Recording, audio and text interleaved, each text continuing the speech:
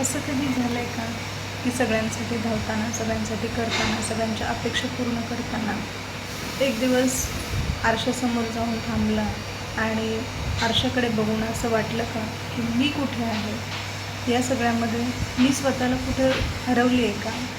हा प्रश्न कधी तुम्हाला पडला आहे का? नमस्कार, मी स्वाती चौगुले आपल्या सर्वांचं स्वागत करते या व्हिडिओमध्ये. या व्हिडिओमध्ये मला अशीच स्वतःची ओळख या विषयावरती काही सांगायचं आहे. एका मुलीची स्वप्न असतात, काहीतरी करून दाखवण्याची जिद्द असते. हे सगळं करते स्वतःला कुठे हरवून बसली आहे का? नक्कीच तुम्ही पण या सगळ्यातून जात असाल. आपण नेहमीच एक चांगली बहीण, एक चांगली आई, एक चांगली बायको या सगळ्या भूमिका पार पाडत असतो. पण या सगळ्या पार पाडत असताना आपण स्वतः कुठे आहोत हा प्रश्न तुम्हाला कधी पडला आहे का? जर याचं उत्तर हो असेल तर तुझ्यातली तू शोध हे पुस्तक तुमच्यासाठी मी घेऊन आले आहे. हे मी माझ्या अनुभवातून काही पाहण्यात आल्या, त्या पाहण्यातून काही सांगण्यातून या सगळ्यांच्या सलोख्यातून स्वतःला बघण्याची एक दृष्टी देण्यासाठी म्हणून मी हे पुस्तक लिहिलेलं आहे. आपण स्त्रियांना प्रत्येक नातं हे अगदी प्रामाणिकपणानं निभावत असतो. पण हे सगळं करता करता मी स्वतः काय करते हा प्रश्न आपण कधीच आपल्याला विचारत नाही, बरोबर?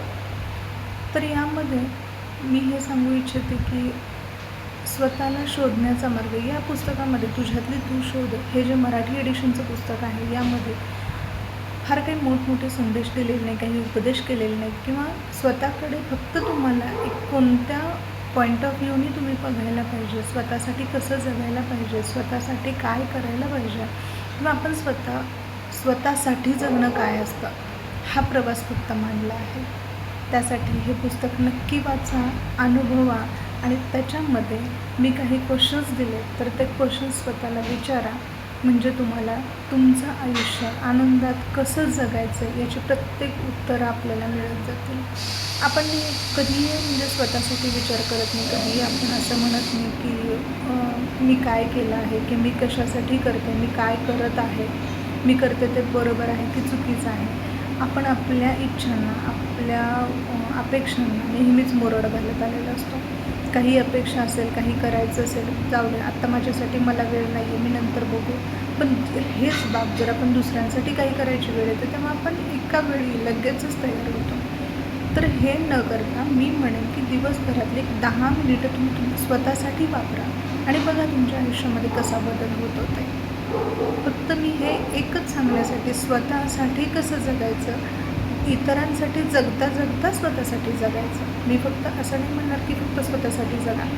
इतरांसाठी जगताना, प्रत्येक भूमिका निभावताना स्वतःला स्वतःकडं कसं बघायचं, स्वतःची कशी काळजी घ्यायची किंवा स्वतः या प्रत्येक भूमिकांमधून आपल्या स्वतःच्या आयुष्याकडे बघण्याचा दृष्टिकोन कसा बदलायचा किंवा या सगळ्यातून तुम्ही कसं पॉझिटिव्ह राहायला पाहिजे किंवा प्रत्येक सिच्युएशनला तुम्ही कसं टॅकल करायला पाहिजे ह्या सगळ्या गोष्टी मी या पुस्तकामध्ये दिलेल्या आहेत. नक्की वाचा. प्रत्येकाने जर मी आज काय केलं किंवा मी माझ्यासाठी आज किती वेळ काढला हा प्रश्न जर तुम्ही स्वतःला विचारला तर बघा कोणाकडेच याचं उत्तर नसेल. प्रत्येकजण नेहमीच म्हणत असतं की नाही बघू नंतर, माझ्यासाठी वेळ नाही आत्ता. तरी हे पुस्तक ॲमेझॉनवरती अवेलेबल आहे. तुम्ही मागवा, वाचा आणि मला फीडबॅक सांगा कसा वाटेल.